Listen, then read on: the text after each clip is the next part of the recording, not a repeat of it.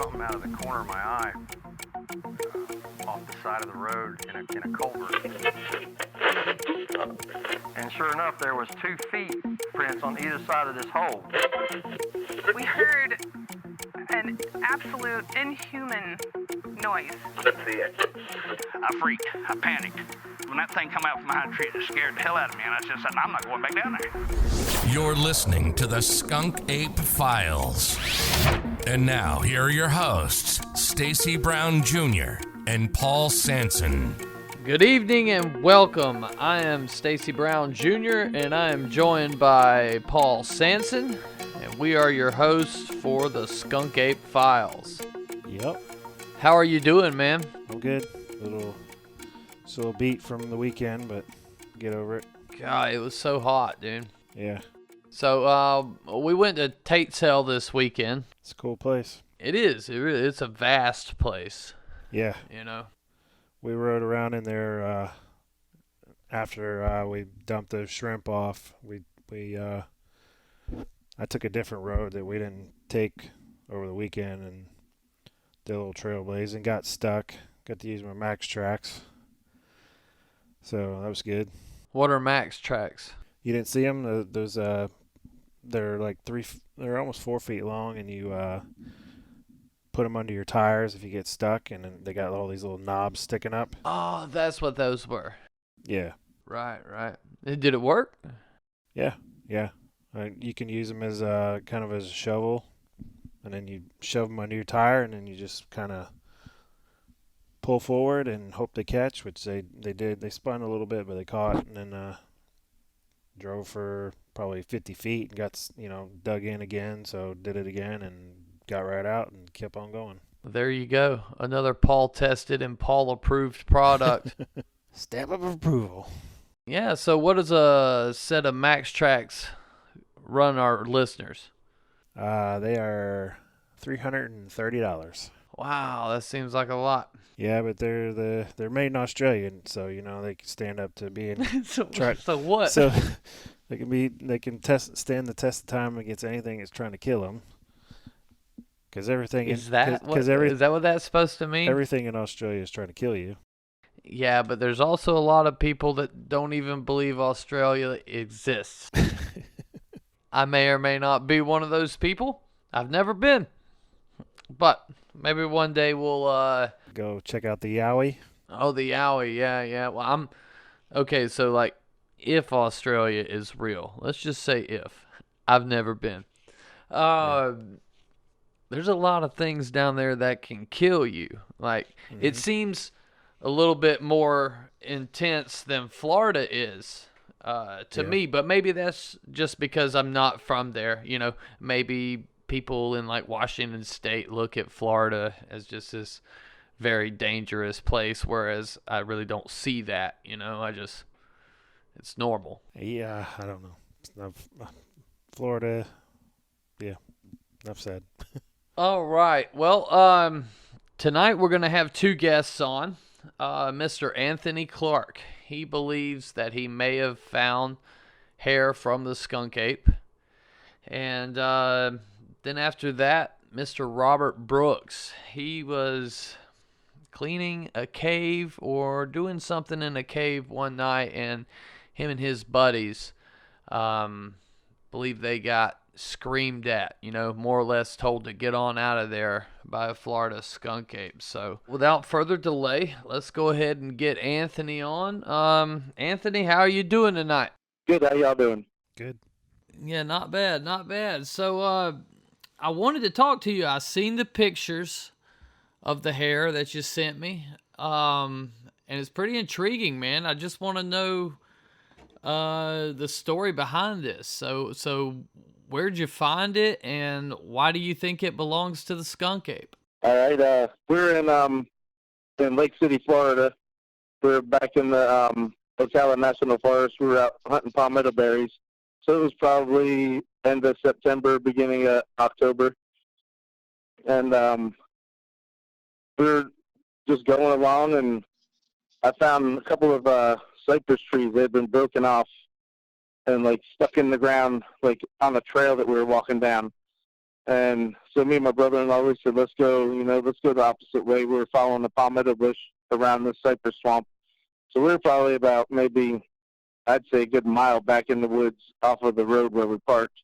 And I was just going along and looked up and seen some hair hanging in the tree. So I walked up there and snatched it up because I'm always collecting things that I find in the woods.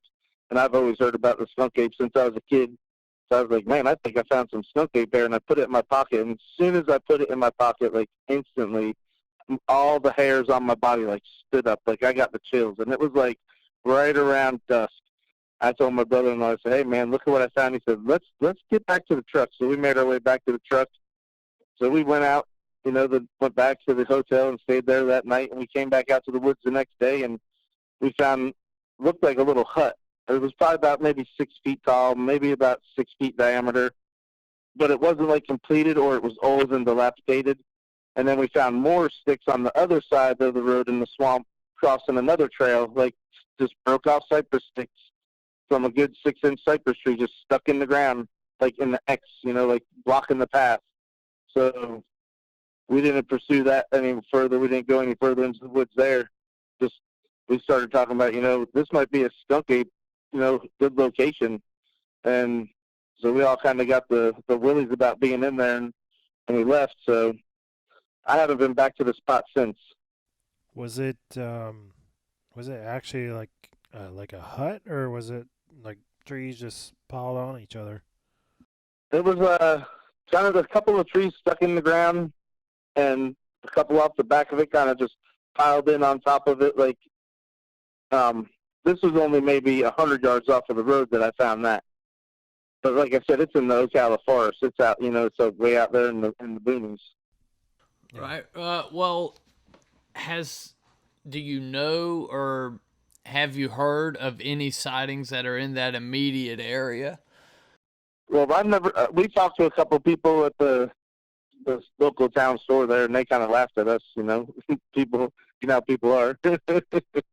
And but I did hear that it's a hot spot up there. Like there's people have had sightings before, just by what I've read on the internet. Like I never really pursued. The first time I really pursued it is when I contacted you the other night, because I was watching the Bigfoot Hunter show, and I seen you on there. I was like, well, maybe I should reach out to him because, he's local. So this is the first time I've really talked to anybody about it. Right. So you said that the hair, your hair stood up. Do you felt like maybe something was watching you? Maybe the thing was still in the area? Yeah, yes, sir, for sure. Like something. Me and my brother-in-law, he's a pretty big guy. He's over 6 foot tall. I looked at him and he looked at me and he said, let's get back to the truck, like with a serious look on his face. And we helped get back to the truck. So, yes, definitely felt like something was watching us. Now, was there any, smell lingering? A lot of time people that, when they have these encounters with the skunk ape, they will, there's a smell associated with the encounter. So, did you have anything like that? Was there kind of a musky smell in the area or maybe in the hut? No, even when I found the hair, I smelled the hair, and it just smelled like, like old swamp. It didn't smell skunky or anything, but it could have been, it could have been hanging there for a while. For, who knows how long it was there. I mean, it's out in the forest. Right. But there's also, we've seen a lot of black bear sign in there, and I know that the hair that high in a tree and the length of the hair and the way it looks like, I'm pretty sure it's not black bear hair, Right. Can you tell us about kind of where it is? I'm familiar with Hopkins Prairie, and we were by Deep Creek. Okay, where's that? Sorry, that's Deep Creek. It's just off of Highway 10. Okay. I-10. There's a little country store called Milton's Country Store in that little town right there. So, let me ask you. I mean, you see the hair hanging in the tree, okay? Yep. And you grab it, but you immediately think that it belongs to the skunk ape. So, why did you have that thought as opposed to thinking it's a bear or something like that?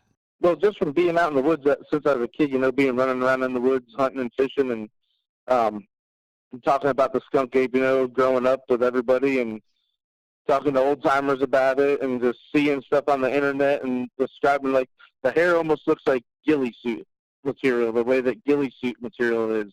And for it to be, and it's definitely hair because you can see the fiber in it. Like when you pull on it, it's got the tensile strength of hair and everything. So, and I knew it wasn't, I could tell it wasn't, bear hair just from how the cluster of hair was. And I stretched it out when because it was still damp when I found it. So I stretched it out and got it probably about a foot long, maybe 14, 15 inches long, the one piece. So Right on. How high was it?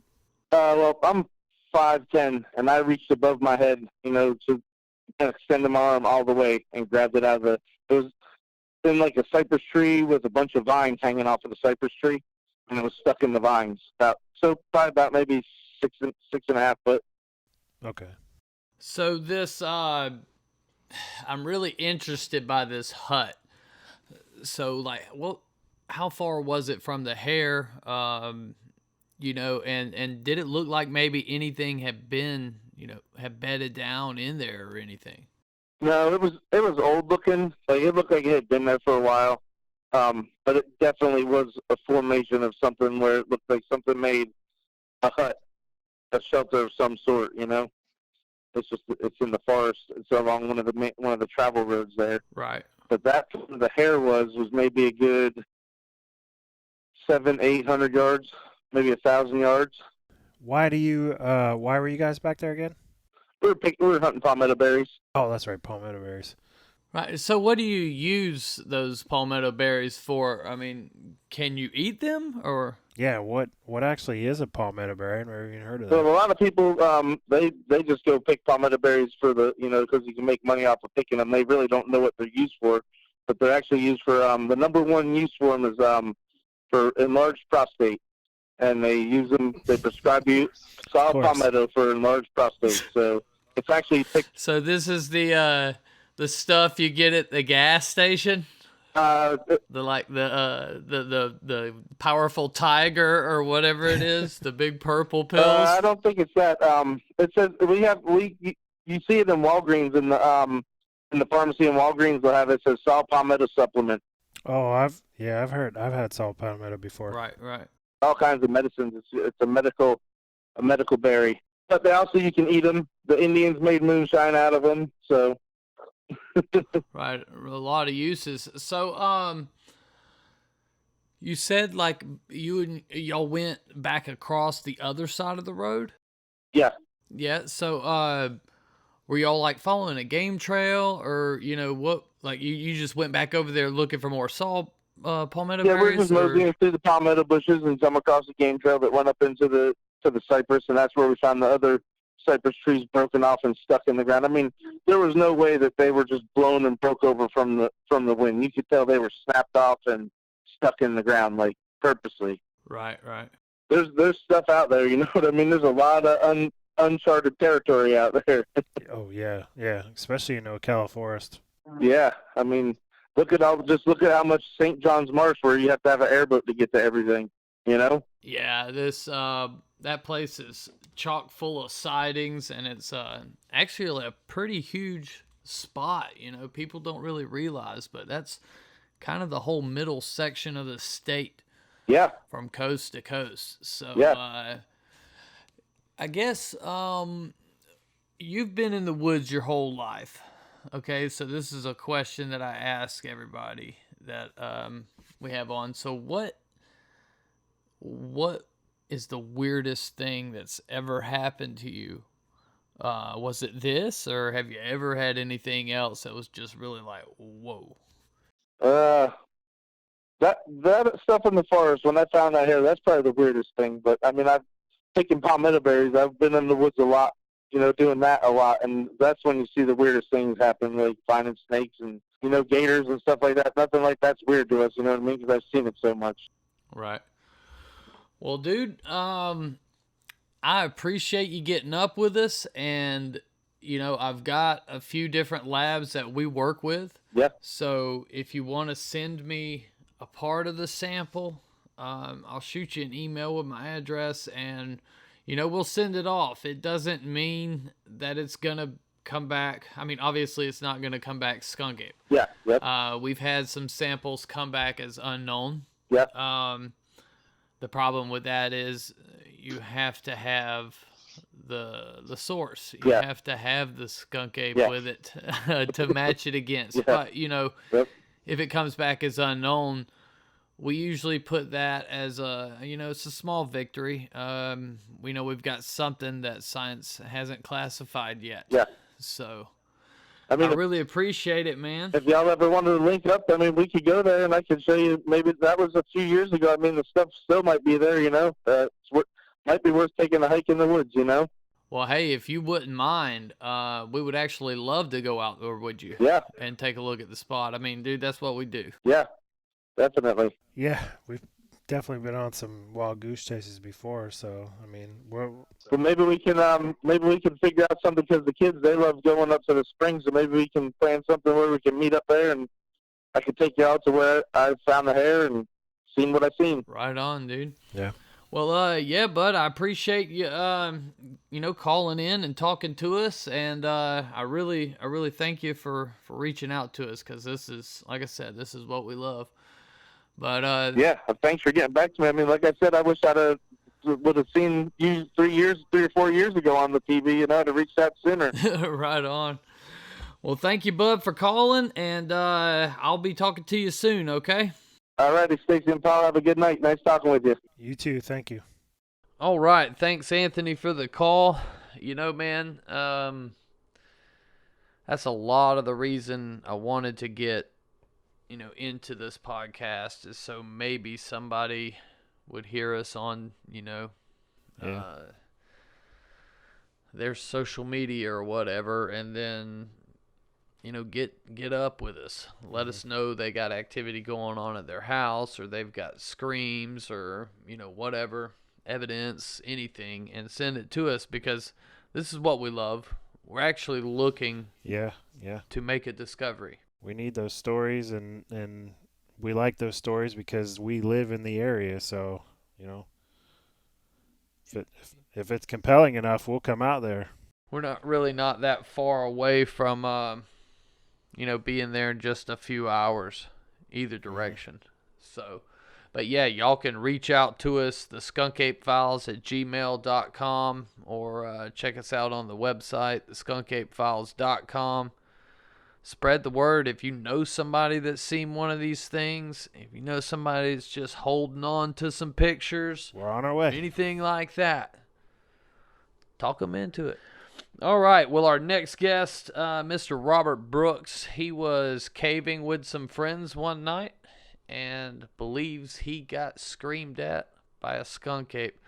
So, without further delay, let's welcome on Mr. Robert Brooks. Robert, how you doing? Hey there, Robert. Pretty good, sir. How are you doing? Oh, not bad. So, Robert emailed me, and he had a question as to whether I thought Bigfoot could actually live in Florida. But the funny thing about it is, Robert has a story, and it sounds like it's a skunk ape. So we're going to let Robert tell us that story. It's very cool, and looking forward to it. So, Robert, you got the floor, man. Just tell us. Okay. So back in 2007, a friend of ours had found a small crack blowing air. And leading into this, I do a lot of cave exploring, both underwater and dry. And in this area where the feature was found was a remote part of the Withlacoochee State Forest in Central Florida. And it's near an area where they were doing a large development, and we had found a cave on the property. And for 5 years, we actually snuck in the cave and mapped the cave and did different science research as far as isotope studies, able to get the last 40,000 years of El Nino climate cycles in Florida, and actually proves global warming's just a big cycle, giant cycle. So anyway, when we confronted the landowners about the property, about the cave, when they were going to develop, they wanted to put 5,000 homes on the site. We actually fought them in the county commission zoning part, the them trying to build out there, and we actually beat them. So we're not allowed on the property anymore. So we've been trying to reconnect a new cave to this area, and we found one. This person had found this crack that was blowing air not far from there. So we decided the only time we had was at night, so we went out there at night. And we started digging on it. It was definitely blowing air. And probably 2 or 3 hours we were digging, throwing rocks. And this was before Bigfoot films, or talking like finding Bigfoot and all that kind of so forth, and wasn't really into the subject. You know, looking back at it now, we were basically doing everything you would do normally to try to entice one of these things. Right. So we're throwing rocks and doing everything, and then something just cut loose with unbelievable, beyond comprehension of a scream, growl, loud roar that just froze you in your tracks. We all froze. At the time, we had our flashlights down low in the cave entrance, trying to widen it. So if anyone was coming from a distance, they couldn't see us. The lights wouldn't be on the horizon. They were just barely below ground level. So we immediately turned them off, and we just sat there for a while. And every now and then we'd hear something move around. No more sounds. Just every now and then you'd hear something just scampering through the bush a little bit.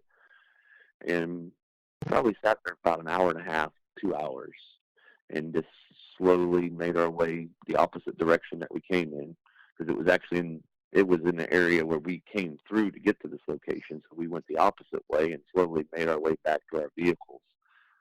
But since then, well, shortly after that, I actually went online. I went on a site called Soundboard, where you can take every native animal in Florida and go through the different sounds they make. Right. So I went through everything, and I found some interesting sounds coming from foxes and stuff, but I didn't know they could do that. But they didn't compare to what that sound was. The only other thing that could compare to it would be an exotic cat that got loose, which would be problematic in itself. But since then, I started going on different trolling sites, slowly learning about the possibilities of a skunk ape or a Bigfoot. And the only sound that compares to that sound was what you would hear in a Bigfoot audio. If someone, on some of the recordings, it's the only thing that compares to it. The only problem is we were about 75 yards from it when it did this, where most of the time you hear the recordings, it's off in the distance. This thing was close. Right. So, and ironically, if you go on the Bigfoot reporting page, all the posts or reports for that area of Hernando County, Florida, are within a mile. So that's pretty interesting. Within a mile of this spot? Yeah, within 10 minutes of that site, driving. Oh, wow. So, I guess, do you think maybe y'all were, it lived close by? Well, we thought about, one person doesn't even talk about it. And it actually was really weird about this whole experience. Me and Tom, the only gentlemen that still talk about it, and every now and then we still cave, so we go out there to this area. It's a limestone dome that's 7 miles wide by about 2 miles horizontal. It's the biggest limestone dome exposed in the state of Florida I've ever seen. And there's a massive cave system under it. But anyway, since then we've gone out and thought about it. It's not far from Chassahowiska. It's obviously part of the forestry with the Coochie State Forest, and then it's part of a corridor in between there that connects with the Coochie State Forest with Chas and Chassahowiska National Wildlife Refuge. So we think it was probably cutting through. That's what we think, because it's a big area that we're in. It's definitely over a couple thousand acres, but it's just part of like a corridor. When you look at the overall scheme of things, it's more of a corridor connecting the forest. It's surrounded by farmland and abandoned limestone quarries. Right. So since then, we've gone out a few times trying to do tree knocks and stuff like that, now that we think something's out there. There's a couple times we thought we've had something answer back, but nothing definitive. So with Florida, it's just really hard to picture this thing here, but I know what I heard. It's just mind-boggling. And since then, here we are, 2020, and I'm still talking about it. Right. So it'll do that to you. I've been slowly, trolling the different forums and pages, and that's how I came across you guys. And I want to learn more, and I want to do more, So, you were talking before we when we were chatting back and forth about your dad's video, and you're talking about you have problems believing they live in snow and everything. And what I've learned, or just playing around with maps and just people with their posts as far as the reporting goes, if you look at the South, there's not a lot. But there is, but there ain't. But if you look interesting at the map, you got Texas and everything. But when you get to just to the north, right in the Midwest, you look at Michigan, you got 220 reports there. Illinois, 296. Ohio, 302. Wisconsin, 102. When you compare those numbers with the actual square miles of state versus California, those numbers and Washington are compatible with those states, which have high numbers. I think they're sneaking across the Mississippi River that way. When you're going down south of the Mississippi, your numbers start dropping until you get on the other side. Well, I always put that, related that to the fact that that's how the people are down here. You know what I mean? Mm-hmm. Like the South and the rest of the country are completely different places. And the people in rural America or in the South, they don't really talk. So like trying to find reports, I mean, the reports are there. They're there for the taking. I mean, I come across them all the time, but trying to get them is like pulling teeth. As like out in California and Washington, I got just as many reports from out there, and I don't live out there. Right. So that's what I always related it to. I mean, when I look around at the South, it's hot. It doesn't freeze. There's always reptiles to eat, and except for a little bit of the year. I mean, our rivers aren't freezing over. I just find it hard to believe that if they were going to live somewhere, the Pacific Northwest would be the hardest spot, unless you're traveling maybe to the coast. It's really interesting. And then, since I started dabbling in this and this hiding in the shadows, so to speak, just, going through the forums and watching posts and reading different things, then you get into subculture. Is it a living, bleeding creature, or is it paranormal? And, I'm convinced that it's there. It's living, breathing. I don't necessarily go the paranormal route on it. I do believe in ghosts and spooky things like that. There's definitely a supernatural world that we can't explain. But the Bigfoot thing, I don't know if I fall down that line yet. Right. Well, the more and more I've done this, I end up, I'm just like, okay, I don't know what they are. I've got enough reason to back up them being something paranormal. But I've got enough reason to think they're a real animal at the same time.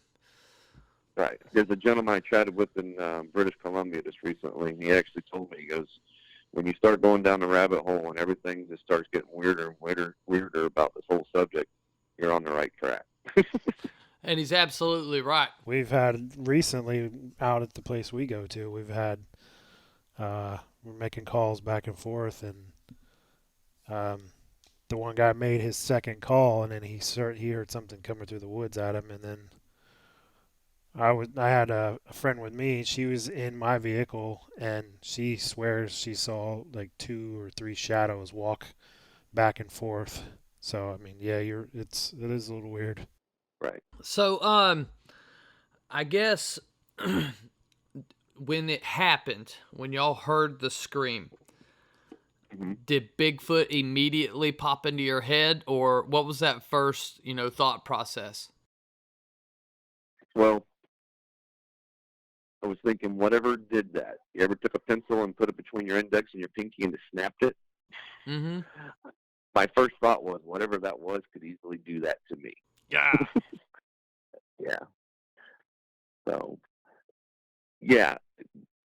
We didn't really talk much because we didn't want ever it was to zero in on us, but obviously no matter what it was, it knew where we were. But, right.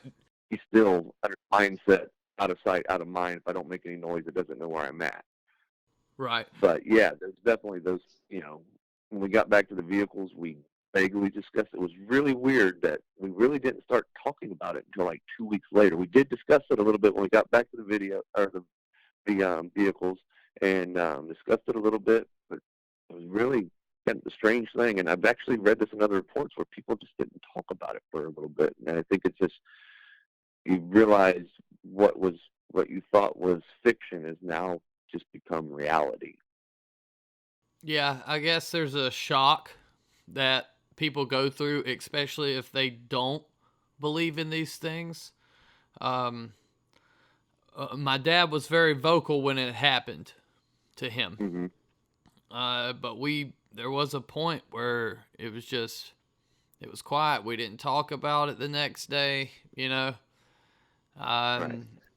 And because I guess, I don't know what that's like. You know, I went into this thinking there could be something. So I don't have that side of me that was ever like, all right, these things don't exist. But that's gotta kind of account for something. You know what I mean? Like, if you don't believe and then you see it, Mm-hmm. okay, I was wrong, and now I got to get out of here safely. Right. Native Americans speak of it, and usually if a Native American, they were here first, you know. If they say it existed, then there's something to it. Oh, yeah, of course, you know. I mean, and this isn't just like the Native Americans in Washington. This is the Native Americans all over the North American continent. Yes. They have the same stories. So you can't tell me that, you know, maybe they don't exist today. There's enough evidence that says they do. I believe they do. I've seen one. Right. But for science, you know, okay, I could guess, hey, maybe there could have been more of them 200 years ago. I'll believe that. Maybe they were just seen more. But, you know, that's the thing. We're not in with nature. We don't spend a lot of time out in the woods. Mm-hmm. And maybe if we did, you know. So was this in the Green Swamp? No, this would be northwest of there. So I live in Homosassa, Florida, which is about an hour and a half roughly north of Tampa. Okay. So it was probably about 30 minutes from my house now, less than that. I'll be headed that way on Friday for some scalloping. Where are you going? Going home to Sassa. A bunch of Oh, yes, friends. coming down to go Yeah. scalloping? Yeah. I'll keep my phone number when we meet and hang out.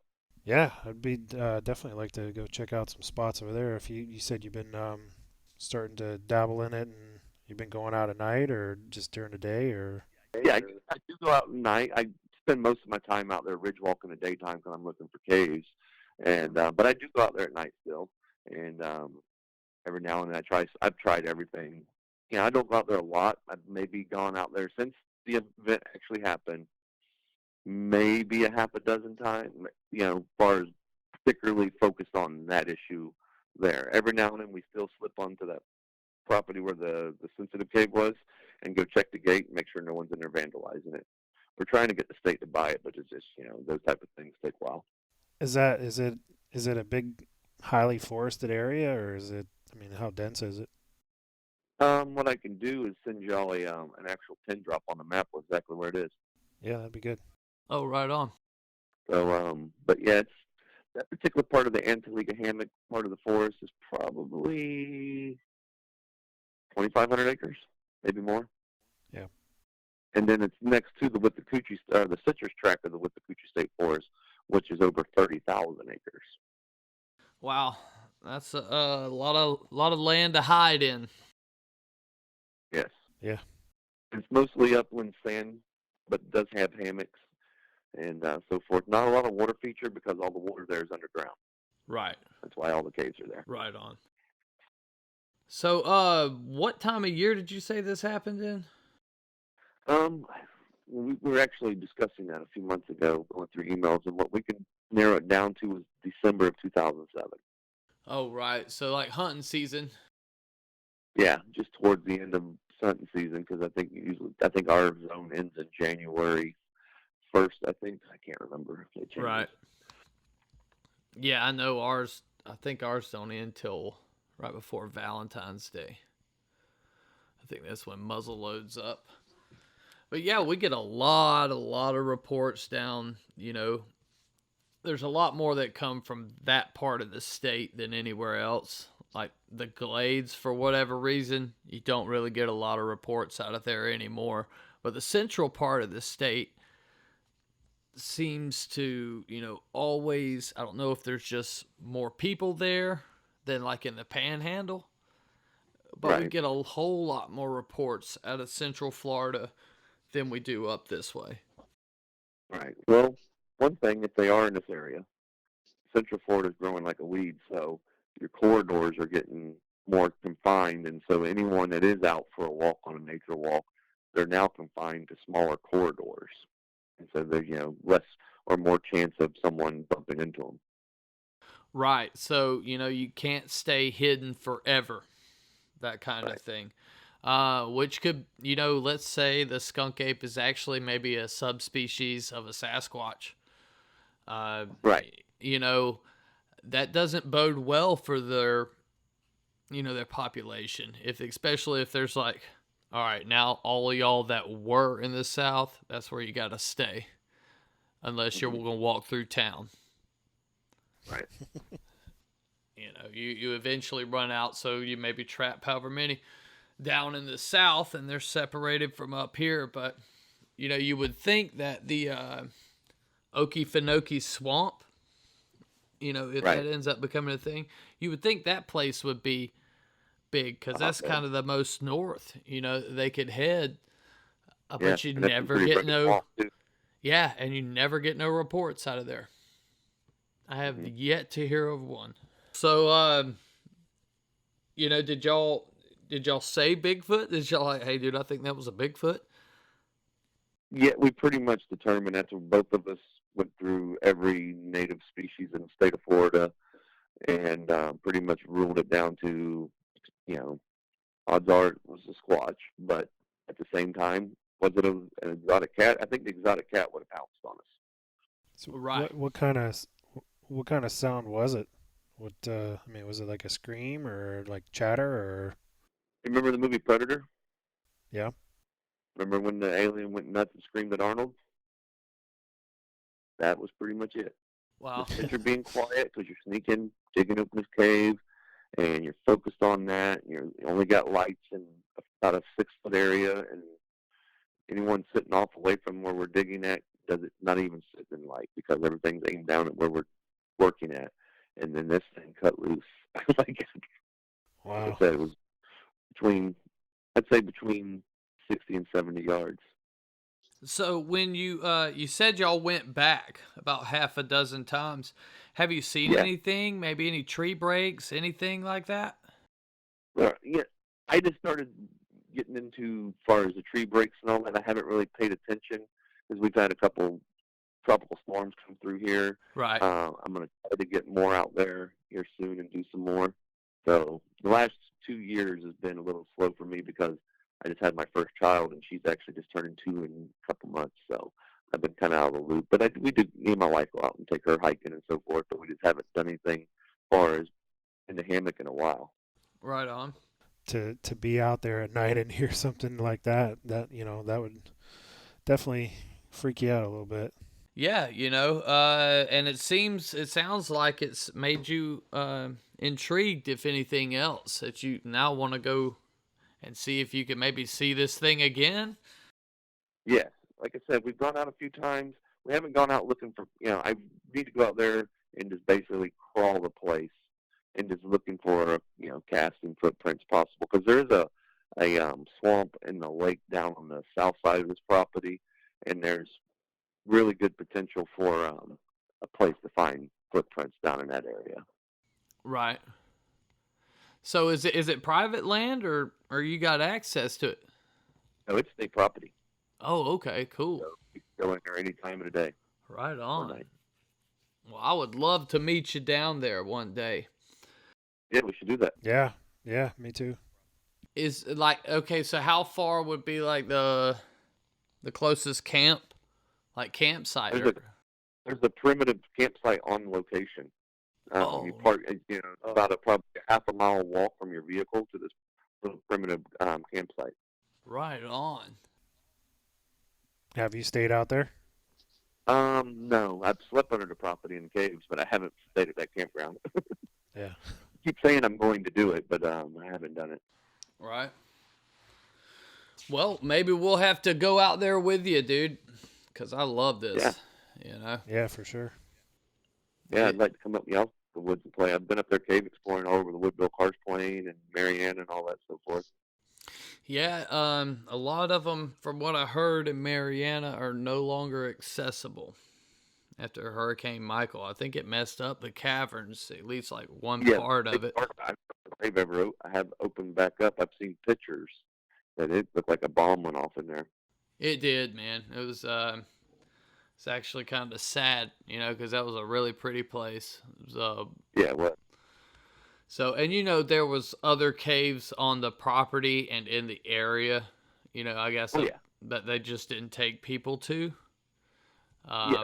So. Yeah, I started caving in Florida when I was 12, and since then I put together a cave database of about 3,000 locations in Florida. Are you? Wow, man. And now these are accessible, like, okay, so this may be a dumb question, but this gets asked or brought up a lot. How many of those caves could one of these creatures live in? Few. Yeah, not big enough thing. Florida, unfortunately, with the dry caves, most of them are real small, tight, and crawly. Right. Because we got on geology. Now, if we would get another ice age, all of our springs would dry up and be dry caves again. Because at one time they were dry, 12,000 to 16,000 years ago. Walkula Springs was a gaping sinkhole into a dry cave. Really? Wow. Yeah, they found Paleo-Indian campfire rings in the entrance there at where the boat ride is. I've lived here my whole life and didn't know that. Sounds, Stacy, it sounds like he would like to, like taking a drive down Sinks Road. Yeah, dude. So, like, where we go in the Osceola Wildlife Management Area. Oh, yeah, I know Osceola. There's a lot of caves out there, dude. Oh, yeah. And believe it or not, we have a lot of activity out there. Oh, really? On the Osceola River and all that? Yeah. Out by, what's that? Is it Duck Pond? Goose Pasture? Yeah, Goose Pasture. That's it, yeah. Yep, that's where we camp. Yeah. Every time I go up in that area and go caving or whatever, I always come back to the old Tallahassee Road out to Perry. Right. That's a pretty ride. It is. Yeah, man, and it's, I actually went out there last night, rebaiting a spot, so I got a little bait station out there for my Bigfoot. So have you guys got any good casts or anything? I actually do. You know, if you meet up with me, I can bring everything I got. Now, have you ever sent anything off the Meldrum? Yeah. You know, he's told me a few of them were legit, a few of them were hoaxes, you know. So, unfortunately, I have a bunch of casts, and, you know, I guess I've been, you know, I'm sorry, if I come across a track in the woods, I'm going to cast it. I don't know if somebody else made it. You know what I mean? Like, right. Okay, so we got called a few weeks ago about a cast out of Ocala, and it was, they look like big gorilla tracks. So we got some of those too, but I actually cast, I want to say in 2013, I cast about 50 tracks that were like 6 inches long down the side of this ditch in the middle of nowhere. And I didn't know what they were. I seen them and we casted them, right? Because that's what I do. If I see them, you know, I can tell what a footprint like a human looks like. But this one looked really odd, you know. Some of the shape of it, it didn't kind of make sense, and he thought those were really interesting, you know.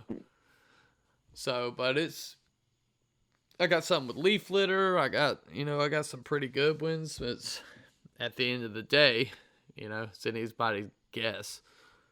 I haven't seen the animal leaving the prints, unfortunately, yet. Right. Yeah, which is the whole, you know, almost 100 years of sightings in America, and the best evidence still is the Patterson film or the cast, from the Pacific Northwest. It's just crazy. Well, there's a couple videos I've seen in Arkansas that were pretty amazing. If it was real, that was amazing. Right. Yeah, evidence is scarce. With your baiting, I'm just curious, what are y'all using for bait? Apples. Okay. So what we do is we hang apples, we suspend them, right?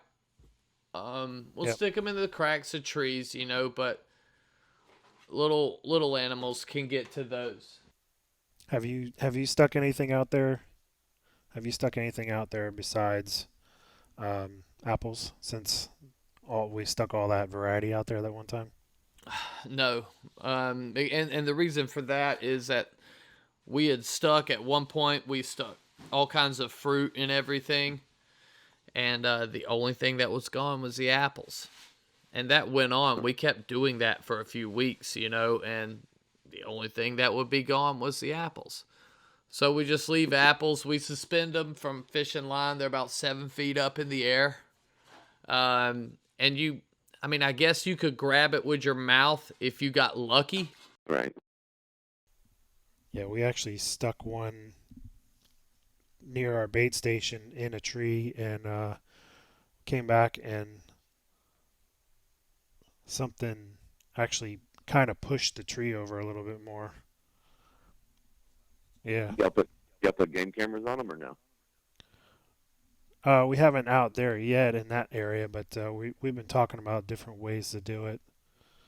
Yeah, the problem with the game cameras is there are no real photos of them, so can they see them? We recently changed our bait that we were putting out there, but all of it stopped when we did that. We put something new in the equation, and it just stopped. The apples were all still there, and that's something that's not been happening. Every time we go out there, we're rebaiting apples, and then we change one little thing, and everything stays, Right. So, you guys have been doing it longer. Have you ever heard anybody, do y'all deer hunt? I do. Okay. So you've taken doe estrich out before and put it on cotton balls, right? Well, I usually put it on myself, Okay. to thing. kind of cover my scent, so. Right. I usually put it on cotton balls along a scrub or scrape line, and they'll usually follow it back to me eventually. Has anyone ever thought about using any type of primate doing the same thing? Well, see, I'm glad you brought that up. What they sell online, they sell Sasquatch pheromone chips.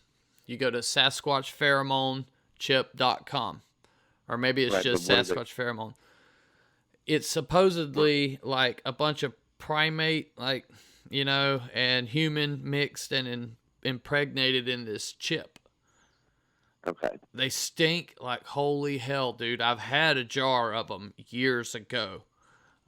Did they work? We never really had no success. But then again, I don't know that we were actually in an area where Bigfoots were at the time. Mm-hmm. It's kind of you have to play it by ear, because if you're going out there not based on any recent activity, you don't know if they're even in the area. So everything you're going to do, nothing's going to work. But if you can go to where there's an encounter or where you've recently heard something or had something happen, and then put your stuff out, now you can actually test it and see what works and what doesn't. So that's just, it's a long, long process. But we love it, It's a blessing and a curse doing it. Once you get into it, then you're like, gotta get out there again. Oh, yeah. Yeah, it's I said, trolling the sites, trying to figure it all out. I was hoping to do a Pacific Northwest trip before the C-19 happened, and then everything happened the way it did. But it is what it is. And then I've been, since that's going on, I've been like looking around, and I've read about this area called Area X in Oklahoma, and started learning about the Washington Mountains out there, and it was like, wow, that's a lot of sightings there and a lot of activity out there in that area. And then when you look at those mountains, you go to the eastern side of the mountains, that's Boggy Creek right there. Right. You know, they tend to be in these areas where there's a lot of water, you know, or there's some major water system that they can follow. And unfortunately in Florida, there's water everywhere. So like in Oklahoma, you can be like, yeah, they just follow the creeks. It's like, all right, cool. We got these 3 creeks. We'll try and just follow those. Right. There's a creek every time you turn around out here. You know, so it makes the puzzle have more pieces to it. But, you know, the area wherein the Osceola River, the Econfini River, and the Wassissa River, they're all right there within a few miles of each other. And it just seems that wetland area there is good for squatching. Right. But it floods out. Yeah. Also helps that there's a ton of deer out there. All year long, or does it quiet down in the hot months? It doesn't quiet down. If you can stand the mosquitoes and the yellow flies, right, you know, there's still activity going on out there. But the other thing is we're having like lights and other things associated with our activity that's not just, you know, it's not just kind of flesh and blood stuff. But those are old like slave canals.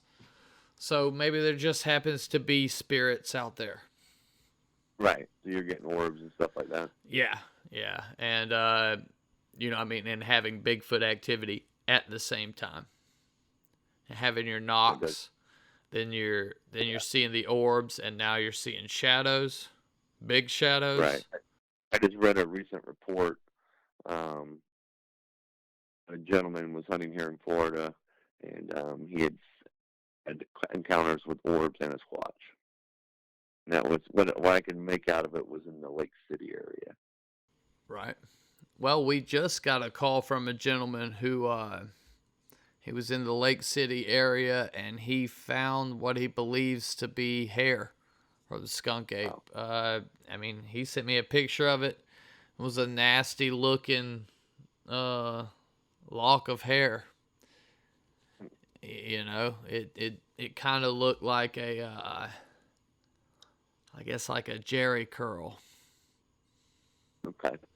You know, that that's how it was, like long and curly like that.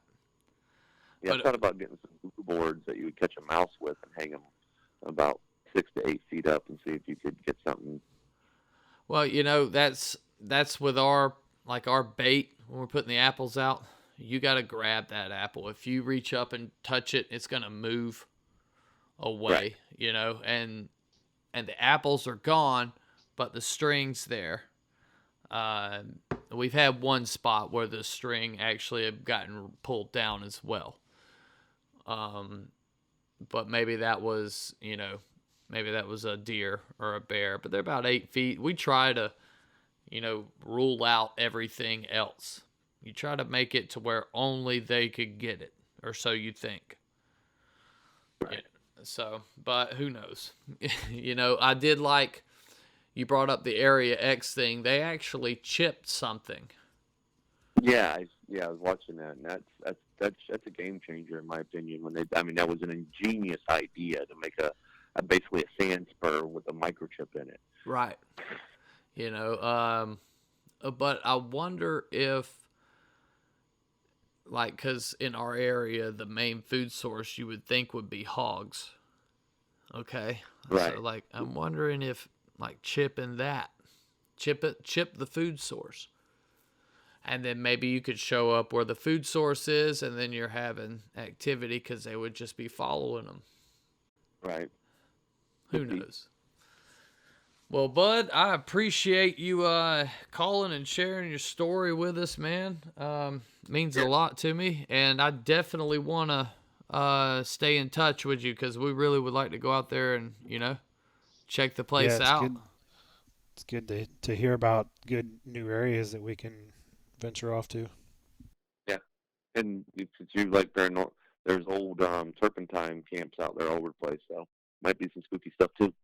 Well, when we go Bigfoot now, I've got all my ghost equipment with me, so I am honestly ready for anything. So, well, cool, bud. I appreciate it, and yeah, we'll be in touch soon. All right, man. Y'all have a good night. Yeah. Thanks, Robert. All right, appreciate it, Robert. Man, that story is pretty terrifying. Yeah, it is. But you know, you heard him say he'd take us out there. Well, yeah, as terrifying as it is, let's go. Hey, I'm ready, man. That's what we live for. Yeah, you know.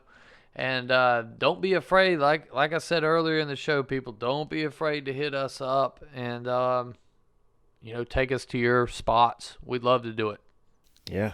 I mean, we're in Florida. Stacy's up near the Panhandle. I'm a little closer to the Orlando area, so if you're near there, or anywhere else, really, and, you know, it'll take us a little longer to those places, but if you're in the areas we just mentioned where we're at, then we can be there pretty quickly. I can be to Pensacola in 3 hours and to Jacksonville in 3 hours. It takes me about 3 hours to get to Orlando, you know. I can be at Jayville in about an hour and a half.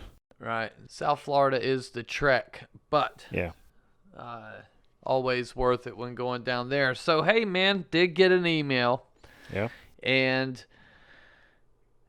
they say they know who I am, but they don't know who Paul Sanson is. While I'm going to let you tell the majority of this story, I will say one thing to start it off. Oh, jeez. Paul has a special spoon.